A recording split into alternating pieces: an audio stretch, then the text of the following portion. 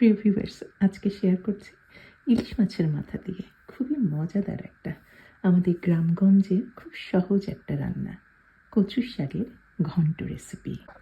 রান্নার জন্য আমি একটা ইলিশ মাছের মাথা নিয়েছি। এই রান্নায় কিন্তু কোনো ধরনের মাছ ব্যবহার করবেন না। ভালোভাবে ধুয়ে নেওয়া ইলিশ মাছের মাথাতে সামান্য কিছুটা লবণ আর হলুদ মাখিয়ে ভেজে নিতে হবে। কড়াইয়ে সামান্য কিছুটা নর্মাল কুকিং অয়েল দিয়েছি, আর এর মধ্যেই মাথাটাকে ওলট পালট করে কিছুটা ভেজে নিলাম। খুব কড়া করে কিন্তু আবার ভাজবেন না। জাস্ট মাথা থেকে যে পানিটা বার হয়েছে সেটা শুকিয়ে গেছে, ব্যাস এটুকুই যথেষ্ট। আমি এখানটায় শুধুমাত্র কচুর ডাঁটাটা নিয়েছি, তবে এখানে কিন্তু শাকও দিতে পারেন। আর আমি ডাঁটা থেকে জাস্ট গোড়া থেকে একটু উপরের যে ছালটা আছে টান দিলেই কিন্তু ছালটা সম্পূর্ণ উঠে এসেছে। আমি আর সেটা দেখাইনি, আপনারা বোধহয় কম বেশি সবাই জানেন। তবে একটা জিনিস, সেটা হচ্ছে এই ছালটা ছাড়ানোর সময় যদি হাত অনেক সময় খুব চুলকায়, এর জন্য আপনারা প্লাস্টিকের যে ব্যাগ আছে সেই ব্যাগের মধ্যে হাতটা ঢুকিয়ে নিয়ে তারপরে করে ফেলবেন। দেখবেন যে একদমই হাত কিন্তু আর কোনো চুলকাচ্ছে না। যদি প্লাস্টিকের ব্যাগের মধ্যে হাত না ঢুকিয়ে ছাড়েন তাহলে ছালটা, সেক্ষেত্রে আপনারা একটু হাতে তেল মাখিয়ে নেবেন। আমি একটু ছোট ছোট সাইজে ডাঁটাগুলি কেটে নিয়েছি, ভালোভাবে ধুয়ে নিয়েছি। এখন রান্নাটা শুরু করব। ইলিশ মাছের মাথা ভেজে রাখার পরে যে তেলটা বেঁচেছে সেই তেলেই কিন্তু রান্নাটা শুরু করছি। এই রান্নাতে পেঁয়াজের পরিমাণটা একটু বেশি লাগে। আমি পেঁয়াজ দিয়েছি প্রায় বড় একটা সাইজে। আর একটা জিনিস বেশি লাগে, সেটা হচ্ছে কাঁচা রসুন। এখানে 4-5টার মতো রসুন কোয়া আমি কেটে দিয়েছি। নাড়াচাড়া করে এটা কিন্তু একেবারে আপনি ভেজে নেবেন না, জাস্ট নরম হয়ে আসছে। এখন এই পর্যায়ে দিয়ে দিলাম কিছুটা হলুদ গুঁড়া। আর এই রান্নায় কিন্তু জিরা গুঁড়া বা ধনে গুঁড়া দেওয়া হয় না, কারণ ইলিশ মাছের একটা আলাদা সুগন্ধ আছে, সেটা নষ্ট হয়ে যেতে পারে। শুধু এই ঘন্টতে একটা জিনিস এখন দিয়েছি, সেটা হচ্ছে কালো জিরা। গোটা কালো জিরা আমি আধা চা চামচের মতো দিয়েছি। আর এই পর্যায়ে দিয়েছি, একদম তেলের মধ্যে কিন্তু দেয়নি, কারণ সেক্ষেত্রে কালো জিরেটা পুড়ে গেলে তিতা হয়ে যাবে। এখন কিন্তু যে তেলটা ছেড়ে দিয়েছি, পেঁয়াজটা ভাজছি, আমি 2-3 মিনিটের মতো ভেজে নেব।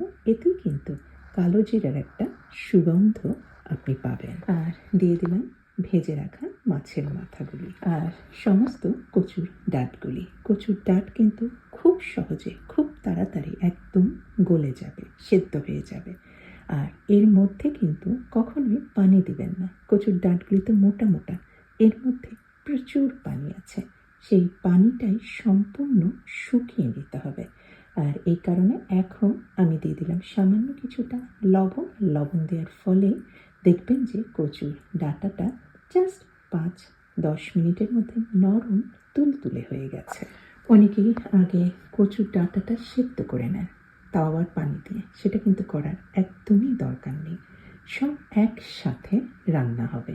মাছের মাথা, কচুর ডাঁটা বেশ নরম হয়ে গেছে কচুর ডাঁটাগুলি। আর এই পর্যায়ে আমি একটু ডাল ঘুটনি দিয়ে একটু ভেঙে ভেঙে দিচ্ছি, এতে পানিটা কিন্তু আরও সহজে তাড়াতাড়ি বার হয়ে যাবে। এখন জাস্ট কিছুক্ষণ পর ভালোভাবে নাড়াচাড়া করতে করতে কিন্তু এই পানিটা সম্পূর্ণ শুকিয়ে নিচ্ছি। পানিটা কিন্তু বেশ সম্পূর্ণ শুকিয়ে গেছে, আলগা পানিটা কচুর ডাঁটা থেকে।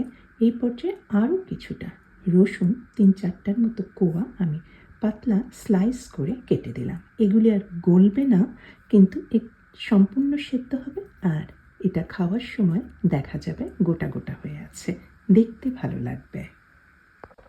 আর এখন দিয়ে দিলাম নিজের টেস্ট অনুযায়ী 3টা কি 4টার মতো এটা কাঁচামরিচ। কাঁচামরিচটা কিন্তু খুবই ঝাল, আপনারা এখানে ইচ্ছা করলে একটু শুকনো মরিচও দিতে পারেন যদি পছন্দ করেন। চিপে দিলাম সামান্য কিছুটা লেবুর রস। এখানে আপনারা কিন্তু লেবুর রসের পরিবর্তে তেঁতুলের কাঠও ব্যবহার করতে পারেন। এই পর্যায়ে রান্না তো শেষ হয়ে গিয়েছে। বেশ শুকনা শুকনা করে কিন্তু এটা রান্না করতে হয়। পানি ডাটা থেকে শুকিয়ে যাওয়ার পরও কিন্তু একটু নরম নরম হয়ে আছে, সেই পর্যায়ে না, আরও কিছুক্ষণ 5-6 মিনিটের মতো নাড়াচাড়া করে একটু ভেজে নিতে হবে। সামান্য কিছুটা তেলও দিয়ে দিয়েছে, মনে হয়েছিল একটু তেল কম। এখানে কিন্তু দিলাম আমি সর্ষের তেল। সর্ষের তেল দিলে এই শাক রান্নাটা, ঘন্ট রান্নাটা আরও ভালো হয়। শুকনা লাল মরিচের গুঁড়া, দেখতে ভাল লাগবে, একটু লাল রং হয়ে থাকবে এই কারণে। দারুণ মজা, একটু টক ঝাল স্বাদের কালো জিরের একটা সুগন্ধ আছে, ইলিশ মাছের একটা সুগন্ধ আছে, আর কচুর ডাঁটা বা শাকের একটা আলাদা স্বাদ আছে। এটা মনে হয় সবাই পছন্দ করে। অবশ্যই করবেন, ভালো লাগবে। আর একটু বলে রাখি, এই রান্নাটা আমি খেয়েছিলাম আমার বান্ধবীর বাসায় প্রথম। তখন থেকেই খুব ইচ্ছা যে এই রান্নাটা আমি কচুর শাক পেলেই করব। আজকে করলাম আর আপনাদের সাথে শেয়ার করলাম। সবাই ভালো থাকবেন। আল্লাহ হাফেজ।